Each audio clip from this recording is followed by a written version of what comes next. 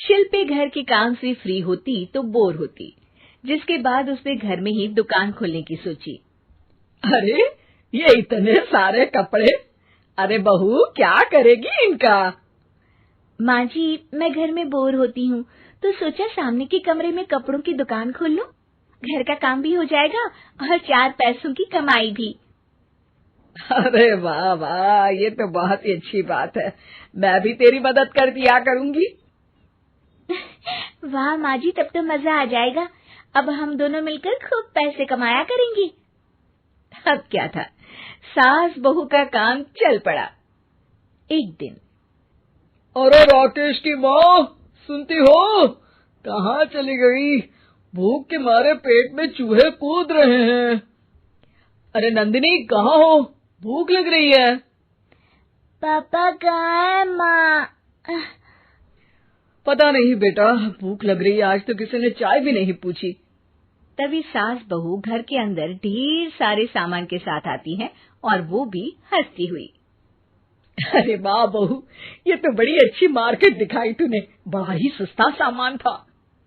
हाँ माँ जी, और ये सामान हम डबल पैसों में बेचेंगे, मजा आ जाएगा। अरे बहू, भूख लग रही है, कुछ खाने को दे दे। माँ क्या बात है, आज किसी ने पापा को चाय भी नहीं दी? अरे बेटा, अब 40 साल में तेरे पापा ने क्या चाय बनाना भी नहीं सीखा? अरे बेटा रहने दे अब इस बहस को। तुम लोगों ने वैसे बनाया क्या है? बहू परेशान हो जाती है और सास को अकेले में लेकर जाती है। माँ जी, आज तो हम लोगों ने खाना ही नहीं बनाया। अरे बेटा, बाहर के छोले भटूरों से पेट इतना भर गया कि याद ही नहीं रहा कि घर में ये लोग भी हैं खाना खाने के लिए। अब क्या किया जाए? तभी घर में एक महिला आती है। जी, वो सुना है आप लोगों के यहाँ साड़ी बिकती है, जरा दिखाएंगे क्या? हाँ हाँ, क्यों नहीं। माँ जी, आप इन्हें साड़ी दिखाइए, मैं तब तक पिताजी और इनके लिए खाने का इंतजाम करती हूँ।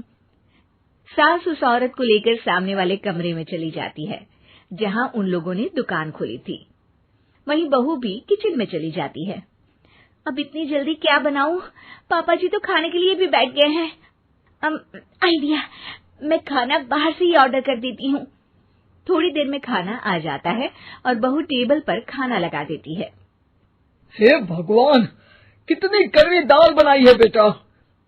नहीं नहीं पिताजी, वो क्या बात है नंदिनी, रोटी तो चबाई ही नहीं जा रही है, लग रहा है रबड़ खा रहा हूँ।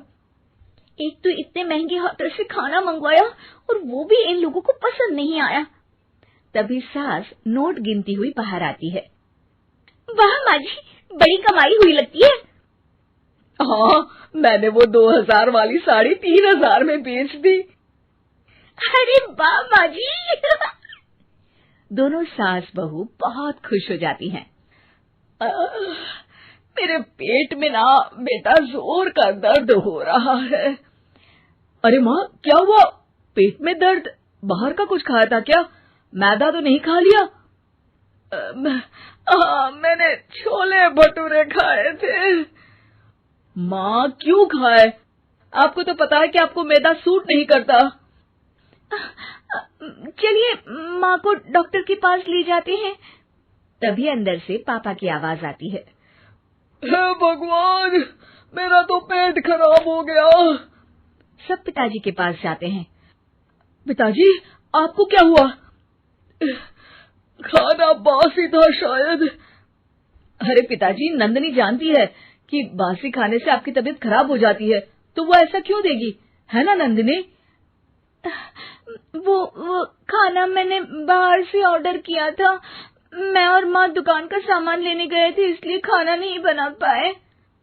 क्या नंदिनी, दुकान के चक्कर में तुमने तो सारे घर का हाल बिगाड़ रखा है। चलो अब माँ और पापा को लेकर अस्पताल चलते हैं।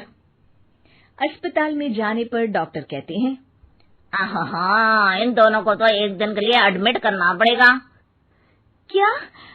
क्यों? पेट ही तो खराब है ना। हाँ, तो घर ले जाइए ना, अगर लग रहा है कि कोई बड़ी बात नहीं है और हम सिर्फ पैसा कमाने के लिए इन लोगों को एडमिट कर रहे हैं।